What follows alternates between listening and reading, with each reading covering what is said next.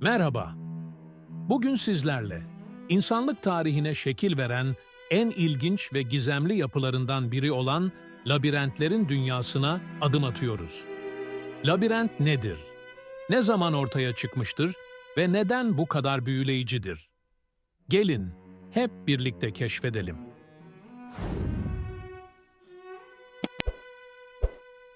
Labirent, karmaşık geçitler ve yollarla dolu, tek bir giriş ve genellikle tek bir çıkışa sahip olan yapıdır. Labirent kelimesi, antik Yunan mitolojisinde geçen Knossos sarayındaki ünlü Minotor labirentinden gelmektedir. Bu labirent, Girit kralı Minos'un sarayında, yarı insan yarı boğa olan Minotor'u hapsetmek için inşa edilmiştir. Labirent kavramı yalnızca mitoloji ile sınırlı değildir. Antik Mısır'da da devasa labirentlere rastlanır. Herodot, Mısır'da yaklaşık 3000 odadan oluşan büyük bir labirentten bahseder. Ancak bu yapı günümüze ulaşmamıştır. Labirentler yalnızca fiziksel yapılar değildir. Simgesel anlamları da vardır. Orta Çağ Avrupa'sında labirentler, ruhsal bir yolculuğun simgesi olarak katedrallerde kullanılmıştır. Özellikle Fransa'daki Chartres Katedrali'nin taş labirenti, hac yolculuğunun manevi bir yansıması olarak görülüyordu. Labirentler hakkında birçok ilginç hikaye bulunmaktadır. Örneğin, İngiltere'nin Hampton Court Sarayı'ndaki ünlü bahçe labirenti, ziyaretçilerin kaybolduğu ve rehber eşliğinde çıkış yolunu bulduğu bir turistik cazibe merkezidir. Ayrıca bazı labirentlerin meditasyon, ruhsal aydınlanma veya zaman kayboluşu gibi hikayelere ilham verdiği bilinir. Labirentler yalnızca dini ve mitolojik amaçlarla değil, aynı zamanda eğlence ve stratejik amaçlarla da kullanılmıştır. Antik dünyada labirentler, askeri eğitimlerde karmaşık stratejiler geliştirmek için simülatör olarak kullanılmıştır. Avrupa'da labirentler, asilzade malikanelerinde bahçeleri süslemek ve misafirlere keyifli meydan okumalar sunmak için inşa edilmiştir. Modern labirentler, özellikle bahçe düzenlemelerinde popülerdir ve büyük etkinlik alanlarında sıkça kullanılır. Büyük malikanelerde veya park alanlarında estetik ve meditasyon amaçlı yapılmıştır. Labirent tarzı geçitler, ziyaretçilere heyecan ve gerilim dolu bir deneyim sunar. Corn Maze, yani Mısır tarlası labirenti. Sonbahar festivallerinde, özellikle Kuzey Amerika'da popülerdir. Geçici mısır tarlaları labirentleri, aile etkinliklerinde keyifli bir aktivite sağlar. Dünyada keşfedebileceğiniz birçok etkileyici labirent bulunmaktadır. İngiltere'de bulunan Hampton Court labirenti, 1690 yılında Kral 3. William döneminde inşa edilmiştir ve İngiltere'nin en eski ve ünlü çit labirentidir. Tasarımı George London ve Henry Wise tarafından yapılmıştır.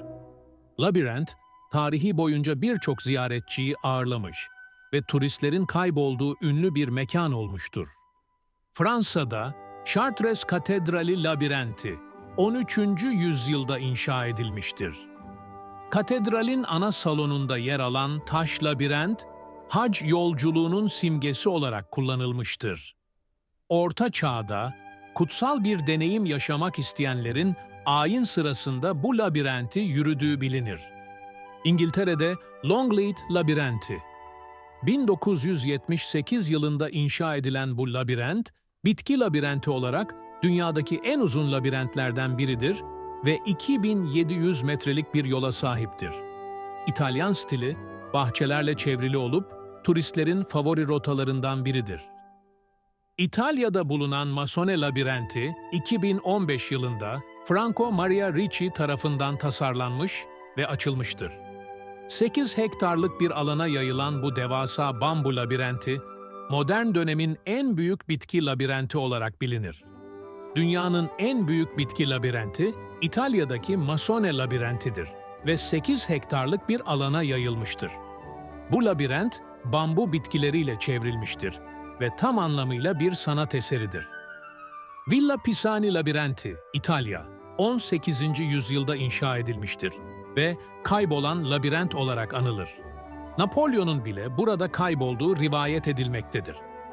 Girit'te Dedalus labirenti, Knossos Sarayı'ndaki mitolojik yapı. Mitolojik bir hikayeye dayanır.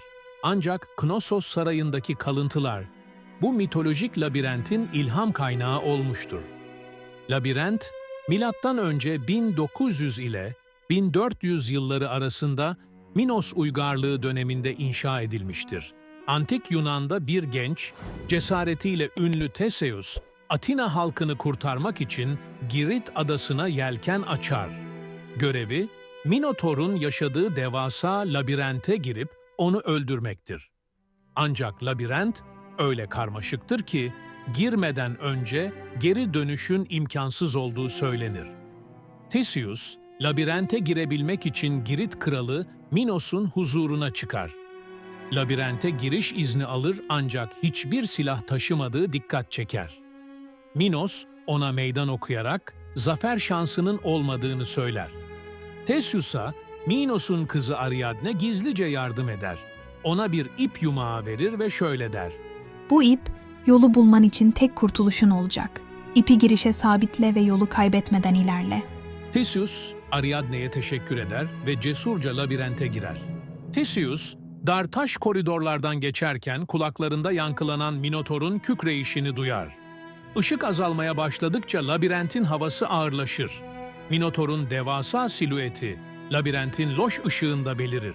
Korkmadan ilerleyen Theseus, Minotor ile yüzleşir. Minotor, dev bir kükremeyle saldırır. Ancak Theseus, kurnazca hareket ederek düşmanını alt eder ve ipi kullanarak çıkış yolunu bulur.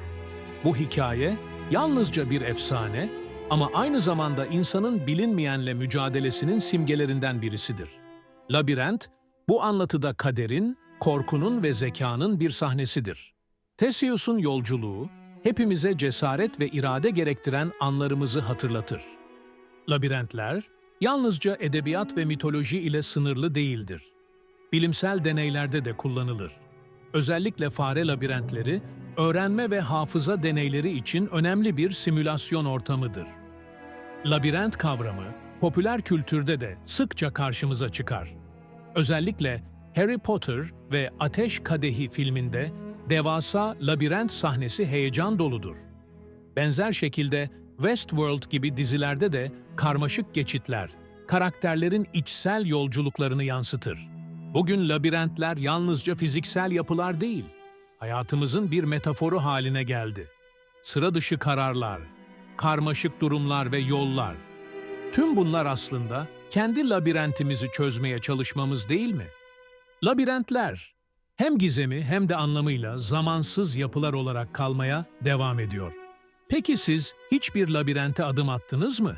Hikayelerinizi ve düşüncelerinizi yorumlarda bizimle paylaşın. Kanalımıza abone olun ve dünya labirentinin gizemlerini birlikte keşfetmeye devam edelim.